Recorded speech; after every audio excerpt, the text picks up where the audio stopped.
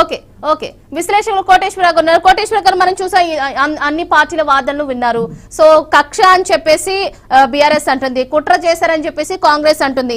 ఓవైపు ఇటేమో లగచర్ల, మరోవైపు phone tapping. అసలు తెలంగాణ రాష్ట్రంలో ఏం జరుగుతుంది? అసలు ఇది కుట్ర అంటారా, కక్ష అంటారా? మీ విశ్లేషణ ఏంటండి? తెలంగాణలో కోటేశ్వర గారు ఒకసారి మీరు కెమెరా ఆన్ చేసుకోవాలండి ప్లీజ్.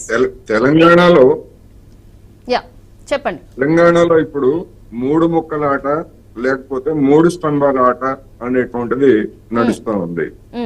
బ్లేమ్ గేమ్, 3 పార్టీలు పరస్పరం బ్లేమ్ గేమ్ చేసుకుంటున్నాయి అనేటువంటిది ఒకటి.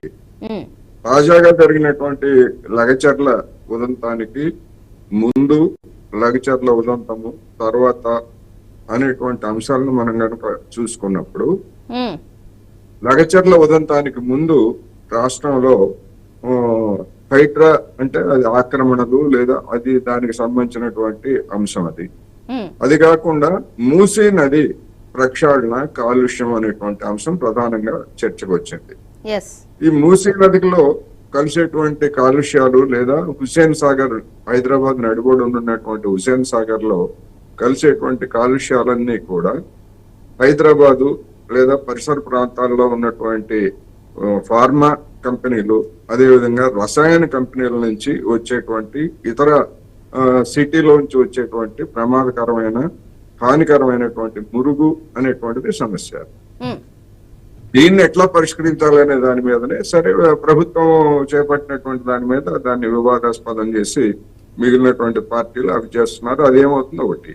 ఇక్కడ ఇదే సమయంలో గద్వాల జిల్లాలో చిత్తనూరు అనేటువంటి దగ్గర పెట్టినటువంటి ఇథనాల్ ఫ్యాక్టరీ తోటి తమ ప్రాంతం అంతా కూడా కాలుష్యం అవుతా ఉంది, జబ్బులు వస్తున్నాయి, మొత్తం పశువులకు కూడా నీళ్లు తాగడానికి లేకుండా పోయిందని అక్కడ ఉన్నటువంటి రైతులు ఆందోళన చేస్తున్నారు. ఆ ఫ్యాక్టరీకి అనుమతి ఇచ్చినటువంటి పెద్దలు బీఆర్ఎస్ ప్రభుత్వంలో ఉన్నటువంటి పెద్దలు. అదే విధంగా నిర్మల్ జిల్లాలోనూ మరొక చోట కూడా ఇథనాల్ ఫ్యాక్టరీలు పెడితే మా పరిస్థితి కూడా అదే అవుతుందని చెప్పేసి అక్కడ ఉన్నటువంటి వాళ్ళు కూడా ఆందోళన చేస్తున్నటువంటి పోరాటం. దీనికి మొత్తానికి ఏమిటి అంటే పరిశ్రమలు పెట్టడం కాదు, ఆ పరిశ్రమల ద్వారా వెలువడేటువంటి కాలుష్యము ప్రమాదకరంగా ఉంటుంది అనేటువంటి దాని గురించి జరుగుతున్నటువంటి ఆందోళన. ఆ నేపథ్యంలో చూసినప్పుడు ఫార్మాసిటీ అనేటువంటి దాన్ని మేము రద్దు చేస్తున్నామని చెప్పేసి మన రేవంత్ రెడ్డి గారు ప్రకటించారు. తర్వాత మళ్ళా దాని నుంచి వెనక్కి తగ్గి కంటిన్యూ చేస్తామని చెప్పారు. ఫార్మాసిటీ అయినా లేకపోతే ఇంకొక రసాయనిక పరిశ్రమలైనా కానీ ఎలాంటి ప్రమాదకరమైనటువంటి వాటిని వెదజల్లుతున్నాయో పటాన్ చెరువు, బొల్లారం లేదా ఉప్పల్ లేదా మన చౌటుప్పల్, అదేవిధంగా ఇతర ఈ ప్రాంతాల్లో ఎక్కడైతే ఈ పరిశ్రమలు పెట్టారో వాటన్నిటిని చూస్తున్నాం. వాటి యొక్క విశ్వరూపాన్ని, కాలుష్య రూపాన్ని కూడా జనం ఏ విధంగా అనుభవిస్తున్నారో చూస్తున్నాం. అటువంటి చూస్తున్నప్పుడు వాటిని నివారించడానికి తీసుకోవాల్సినటువంటి ప్రభుత్వాలు, బంగారు తెలంగాణలో ఉన్నటువంటి ప్రభుత్వం ఒక్క చర్య తీసుకోలేదు. కాలుష్య నివారణ మండలి అనేటువంటిది ఉంటే అది ఏం చేస్తుందో ఎక్కడుందో కూడా యజమానులకు సేవ చేస్తున్నది తప్ప మరొకటి కాదనేటువంటిది గత ప్రభుత్వంలో చేసింది, అంతకుముందు ప్రభుత్వాలు అదే చేస్తుంది, ఇప్పుడు ఉన్నటువంటి ప్రభుత్వంలో కూడా కాలుష్య నివారణ మండలి చేసేది అదే. అదేమి కాలుష్య నివారణ చేయదు, ఉద్యోగాలకి జీతాలు కూడా దండగే దానికి. అటువంటి పరిస్థితుల్లో 10 చోట్ల ఫార్మా విలేజెస్ పేరుతోటి మరొక 10 కాలుష్యకారక ప్రాంతాలను ఏర్పాటు చేయడానికి రేవంత్ రెడ్డి సర్కారు ఎందుకు పూనుకుంటా ఉంది? ఆల్రెడీ మీరు ఫార్మా సిటీ పెట్టారు, ఆ ఫార్మా సిటీలో కూడా కాలుష్యం వస్తుంది. ఆ గత అనుభవాన్ని చూసి మిగతా చోట్ల కూడా ఎస్టీపీలు పెడతారా లేకపోతే ఇంకా ఇతర పెడతారా అనేటువంటిది ఒక ఫార్మా సిటీ అంటే దానికి పెట్టండి. జనం అక్కడ ఉన్నటువంటి కాలుష్యాన్ని నివారించడానికి తగినటువంటి చర్యలు తీసుకోండి. అక్కడ కూడా ప్రమాదం ఉంది, లేదని అంటే ఫార్మసిటీలో కూడా ప్రమాదం ఉంది. కానీ ఆయా ఒకదానికే పరిమితం, ఒకదానికే ఉన్నటువంటి వాటితోటి ఒకదానికే ఆందోళన చెందుతూ ఉంటే మేము 10 చోట్ల పచ్చని పంట పొలాల మధ్య 10 చోట్ల మేము ఫార్మా విలేజ్ తోటి మేము కాలుష్య కేంద్రాలను ఏర్పాటు చేస్తామంటే ఎందుకు సమర్థించాలి? ఒక పర్యావరణ పరిరక్షకుడిగా లేదా కాలుష్య నివారణను వ్యతిరేకించేటువంటి ఒక యాక్టివిస్ట్ గా ఇది నా ప్రశ్న. మీరు పరిశ్రమలు పెట్టడానికి వ్యతిరేకం కాదు నేను. వడంగల్లో అయినా, సిరిసిల్లలో అయినా, లేకపోతే గజ్వేల్లో అయినా పరిశ్రమలు పెట్టండి రాష్ట్ర వ్యాప్తంగా. హానికరం కానటువంటి వాటిని పెట్టండి, హానికరం అయ్యేటువంటి వాటికి తగినటువంటి జాగ్రత్తలు తీసుకోండి, సాధ్యమైన మేరకు అవాయిడ్ చేయండి. ఇప్పుడు హైదరాబాద్ నగరంలో ఉన్నటువంటి కాలుష్య పరిశ్రమలన్నింటినీ కూడా దూర ప్రాంతాలకి, ప్రమాదకరం కాని ప్రాంతాలకు తరలించాలనేటువంటి ఒక డిమాండ్ ఉంది కదా. అటువంటప్పుడు ఆ డిమాండ్లన్నీ ఉన్నప్పుడు ఇప్పుడు కొడంగల్లో ఏర్పాటు చేయదలసిన దానిలో రేవంత్ రెడ్డి గారు అల్లుడా బంధువా అనేటువంటిది అది వేరే అంశం. నేను దాని జోలికి పోవదలుచుకోలేదు. బంధువు అయినా మరొకళ్ళైనా, ఎందుకంటే మరి 10 ఫార్మా మిగతా 9 ఫార్మా విలేజెస్ లో రేవంత్ రెడ్డి గారు అల్లుడే ఉంటారు కదా. ఒకవేళ పెడితే గిడితే అక్కడ మిగతా వాళ్ళు కూడా ఉంటారు కదా. అందుకని ఎవరు ఏమిటనేటువంటిది నాకు ఇక్కడ సమస్య కాదు.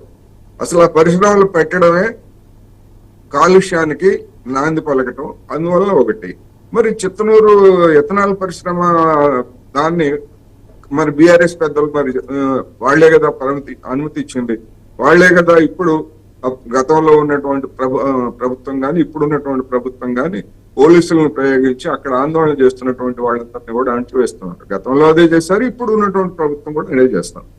అందుకని ఇటువంటి కాలుష్యకారకమైనటువంటి పరిశ్రమలు పెట్టడానికే వీల్లేదన్నప్పుడు, లేదా సుప్రీంకోర్టు కానీ లేదా పర్యావరణ ఇవన్నీ అనేక నిబంధనలు ఉన్నప్పుడు అక్కడే ఎందుకు పెట్టాలి?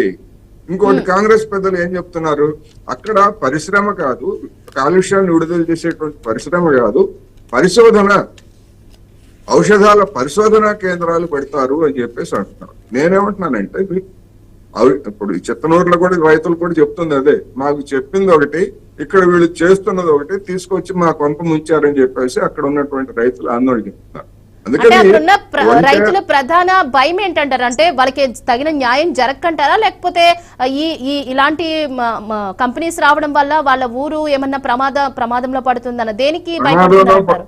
ప్రమాదంలో పడుతుంది అనేది ఒకటి, తగినటువంటి పరిహారం కూడా రాదు అనేటువంటిది కూడా రెండు రకాల భయాలు ఉన్నాయి. దాన్ని ఇప్పుడు రాజకీయం చేశారు కనుక అది ఒక సంక్లిష్టమైనటువంటి పరిస్థితిగా మారింది. అందుకని ఇప్పుడు అక్కడ పరిశోధనా కేంద్రం అక్కడే ఎందుకు పెట్టాలి? ఒకవేళ పరిశోధనా కేంద్రం పెట్టదలుచుకుంటే మీరు ఫార్మా సిటీ ఉంది, లేదా ఇంకా మిగతా అనేక ప్రాంతాలు ఉన్నాయి, అక్కడ పెట్టాలి. పోయి ఫార్మా సిటీ పరిశోధన పేరుతోటి తర్వాత మీరు పరిశోధన పెడతారు, తర్వాత దాన్ని ఉత్పత్తి కేంద్రం పెడతారు, కాలుష్యం వెదజల్లుతారు. అంటే ఒకసారి పెట్టిన తర్వాత బాధ్యత తర్వాత ఎవరు, రేవంత్ రెడ్డి గారు ఉంటారా లేకపోతే ఇంకోళ్ళు ఉంటారా అనేటువంటిది అది వాస్తవం కాదు. ఎందుకంటే అది నిశ్చయం కాదు. కానీ పరిశ్రమ ఉంటది, కాలుష్యం ఉంటది, అక్కడ బాధపడేటువంటి జనం ఉంటారు. ఎందుకని అక్కడ పెట్టాలనుకుంటున్నారు? లేదా ఫార్మా విలేజెస్ పేరుతోటి ఎందుకని కాలుష్యాన్ని విస్తరించాలనుకుంటున్నారు అనేది నా ప్రశ్న. మిగతా పరిశ్రమలు పెట్టండి, ఒక అడంగల్ కావచ్చు, ఎక్కడైనా మిగతా పరిశ్రమలు పెట్టండి, మిగతా వాణిజ్య సంస్థలు పెట్టండి. రెండోది, అక్కడ ఒకవేళ ఫార్మా పరిశ్రమ పెట్టినా లేదా ఫార్మా పరిశోధన పెట్టినా కానీ, ఫార్మా పరిశోధన పెడితే స్థానికులకి ఎవరికి ఊడ్చేటువంటి ఉద్యోగాలు, కాపలా ఉద్యోగాలు తప్ప అక్కడ అందులో వచ్చేటువంటి ఉద్యోగాలు కూడా ఉన్నాయి. అదేవిధంగా ఫార్మా పరిశ్రమలో కూడా నిపుణులైనటువంటి కార్మికులు కావాలి. ఇప్పుడు మన హైదరాబాద్ లో ఉన్నటువంటి ఫార్మా పరిశ్రమలో చూస్తున్నాం, స్థానికులు కాదు, ఎక్కడెక్కడి నుంచో వచ్చేటువంటి నిపుణులుగా ఉన్నటువంటి వాళ్ళకి ఉపాధి దొరుకుతుంది. స్థానికులకు కొంతమందికి చిన్న చిన్న ఉద్యోగాలు దొరుకుతాయి. కానీ అందువలన దీన్ని విశాలమైనటువంటి దృష్టితోటి చూడాలి. ఇక రెండోది, దీని వెనకాల ఉన్నటువంటి కుట్రకోణం గురించి చెప్తున్నారు. కుట్రకోణం గురించి పోలీసు అధికార యంత్రాంగం ఉంది, వాళ్ళు కొన్ని ఆరోపణలు చేసి మాజీ ఎమ్మెల్యే నరేందర్ రెడ్డి గారిని ఆయన అరెస్ట్ చేశారు, ఇంకా కొంతమంది మీద కేసులు పెడుతున్నారు. దీని వెనక కుట్ర అని చెప్పంటున్నారు బీఆర్ఎస్ వాళ్ళు. కుట్ర కాదు అని చెప్పేసి ప్రభుత్వం చెప్తా ఉంది. అందుకని ఈ రెండు చట్టపరంగా తీసుకునేటువంటి చర్యల్లో ఏం తెలుస్తుంది ఏమిటనేటువంటి తేలాలి తప్ప ఇప్పుడు ఇద్దరు చెప్పేటువంటి దాన్ని మనం దేన్ని కూడా ఎస్ అని మనం చెప్పలేము, అలాగని నో అని కూడా చెప్పలేనటువంటి పరిస్థితి. ఒకటి వాస్తవం, అక్కడ అవాంఛనీయమైనటువంటి దాడి జరిగింది. ఆ దాడి జరిగినటువంటి తీరు చూస్తే ఆర్గనైజ్ చేసినట్టుగా స్పష్టంగా కనిపిస్తా ఉంది. ఆ ఆర్గనైజ్ చేసింది ఎవరు, దానిలో పాల్గొన్నది ఎవరు అనేటువంటిది తేలాలి. ఎందుకంటే భవిష్యత్తులో ఏదైనా ఒక నిరసన తెలియజేయడానికి అనేక పద్ధతులు ఉన్నాయి, లేవని అంటలేదు, నిరసన తెలియజేసే హక్కు జనానికి ఉంది. కానీ ఈ విధమైనటువంటి పద్ధతుల్లో కనుక చేసేట్లయితే ఇది భవిష్యత్తులో తెలంగాణ రాష్ట్ర ప్రయోజనాలకు కానీ లేదా ప్రజలకు కానీ మంచిది కాదు అనేది నేను ఈ సందర్భంగా చెప్తాను. ఓకే, ఇప్పుడు ఒక